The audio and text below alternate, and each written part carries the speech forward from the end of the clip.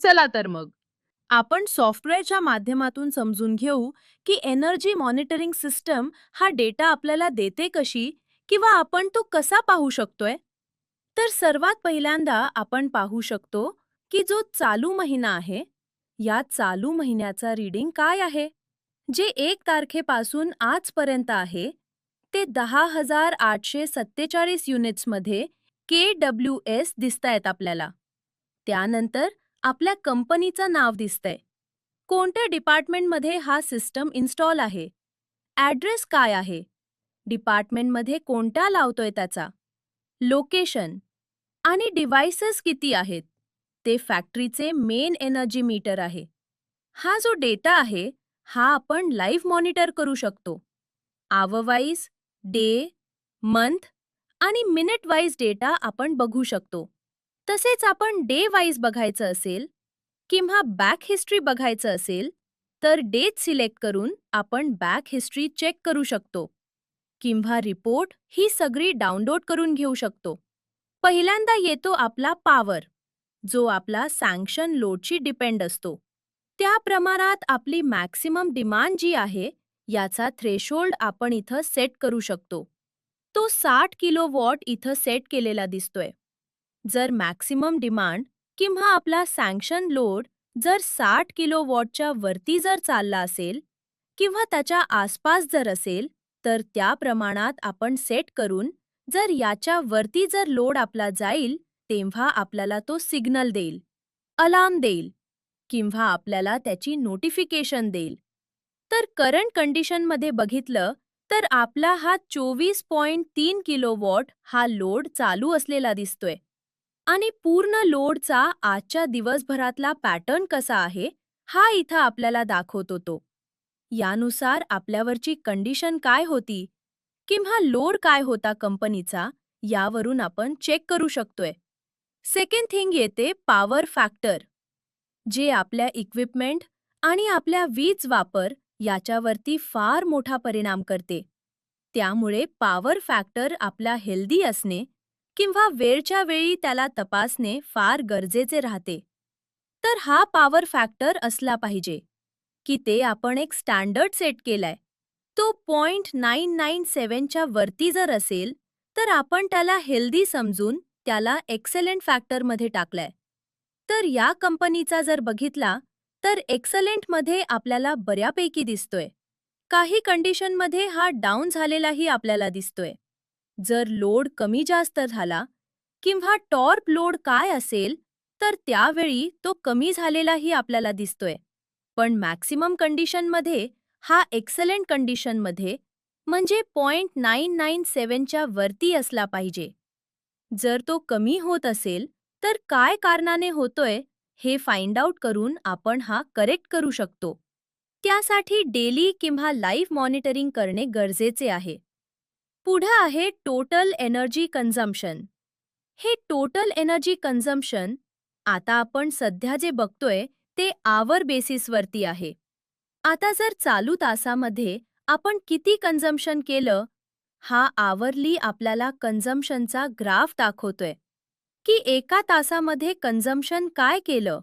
हे कन्झम्पशन आपण minute wise, day wise, आवर wise तसेच मंथली आपण कन्झम्पशन चेक करू शकतो किंवा हे ग्राफ घेऊ शकतो. त्याच्या रिपोर्ट्स डाउनलोड करू शकतो. त्यामुळे कन्झम्पशन किती होते यावर आपल्या प्रोडक्शन किंवा आपला होणारे इक्विपमेंटवरती होणारे विजेचा खर्च याचे सगळ्याची टॅली आपण काढू शकतो. त्यानंतर आहे व्होल्टेज आणि करंट चार्ट. तर ह्या व्होल्टेज आणि करंट चार्ट्समध्ये आपण बघू शकतोय की आपल्याकडे MSCB कडून होणारा सप्लाय जो आहे, तर ते व्होल्टेजमध्ये काही फ्लक्च्युएशन्स आहेत का, या व्होल्टेजमध्ये अप डाऊन आहेत का, त्या प्रमाणात आपल्याला इक्विपमेंटला त्याच्यामुळे काही धोका तर होणार नाही ना, हे आपण चेक करू शकतोय. तर RYB अशा प्रत्येक फेजचा आपण याच्यावरती व्होल्टेज बघू शकतोय आणि RYB व्होल्टेजच्या प्रमाणात आपला ॲव्हरेज व्होल्टेज किती होतं, ज्या प्रमाणात आपलं कन्झम्पशन होतंय किंवा आपल्या इक्विपमेंटला गरजेचं असलेल योग्य व्होल्टेज मिळते का नाही, हे आपण इथे चेक करू शकतोय. हे व्होल्टेजचा आपण ट्रेंड आवर वाईज, डे, मंथ आणि मिनिट वाईज आपण चेक करू शकतोय. किंवा बॅक डेटेड जर हवा असेल आपल्याला रिपोर्ट्स, तर ते बॅक डेटेड आपण इथं बघू शकतोय. तर बॅक डेटेडचा आपल्याला जर चेक करायचा असेल, तर लास्ट डेटचा आपण चेक करू शकतोय. किंवा काल व्होल्टेजचा ट्रेंड काय होता, किंवा या तारखेला व्होल्टेज काय पद्धतीने होतं, कुठे फ्लक्च्युएशन होते का, किंवा हाय व्होल्टेज कंडिशन्स काय होते का, हे आपण चेक करू शकतोय. हे व्होल्टेज जे आहे, आता आपण इथे व्होल्टेज जे बघितलं ते सिंगल फेज व्होल्टेज बघितलं, म्हणजे फेज टू न्यूट्रल जे व्होल्टेज होतं ते बघितलं. तसेच आपण लाईन टू लाईन व्होल्टेज तेही चेक करू शकतोय. तिसरी गोष्ट आहे करंट्स. आता आपल्याकडे सिस्टमला जे आता आपण यूज करतोय, किंवा आता आपल्याकडे जो चालू असलेला लोड आहे, त्या लोडच्या प्रमाणात आपल्या सिस्टममधून करंट किती ड्रॉ करतोय, हा काय प्रमाणात चालू आहे. प्रत्येक फेज वाईज हा करंट आपण चेक करू शकतोय. हार्मोनिक्स म्हणजे काय? तर आपल्याकडे येणारी जी पॉवर आहे त्याची हेल्थ आपण बघतोय. म्हणजे क्वांटिटी तर आपण चेक केली, किती युनिट कन्झ्युम झाले, पण येणारी पॉवर जी आहे त्याची क्वालिटी काय आहे हेही चेक करणे आपल्याला गरजेचे राहते. त्यामुळे हार्मोनिक्स चेक करणे गरजेचे आहे. कारण हार्मोनिक्स आपले इक्विपमेंटचे लाईफ आणि एकंदरीत वापर ह्याच्यावरती फार मोठा परिणाम करतात. तर ह्याच्यामध्ये हार्मोनिक्सचे 2 टाईपमध्ये आपण त्याला डिवाइड केलेलं आहे. एक आहे व्होल्टेज हार्मोनिक्स, एक आहे करंट हार्मोनिक्स. व्होल्टेज हार्मोनिक्स जे आहे ते आपला सोर्स डेव्हलप करतो किंवा सोर्सकडून येतात. जसं आपला ट्रान्सफॉर्मर आहे किंवा आपल्याकडे जेनसेट असेल, तर हे सोर्सकडून डेव्हलप होतात. सोर्स जर हेल्दी असेल किंवा सप्लाय जर हेल्दी असेल, तर व्होल्टेज हार्मोनिक्स कंट्रोलमध्ये राहतात. आणि व्होल्टेज हार्मोनिक्स हे आपण 5% पर्यंत त्याचा स्टँडर्ड हे ठेवलेला आहे. त्याच्यापेक्षा जर ते जास्त वाढत असतील तर त्याचे आपल्याला तसे अलार्म येतील किंवा अलर्ट्स येतील. किंवा व्होल्टेज हार्मोनिक्स वाढलेले आहेत, त्यामुळे आपण सोर्स चेक करून ते करेक्ट करू शकतो. दुसरं आहे करंट हार्मोनिक्स. करंट हार्मोनिक्स जे आहेत ते आपल्या कंपनीमधले किंवा आपल्या शॉपमध्ये असलेले इक्विपमेंटमुळे जनरेट होतात.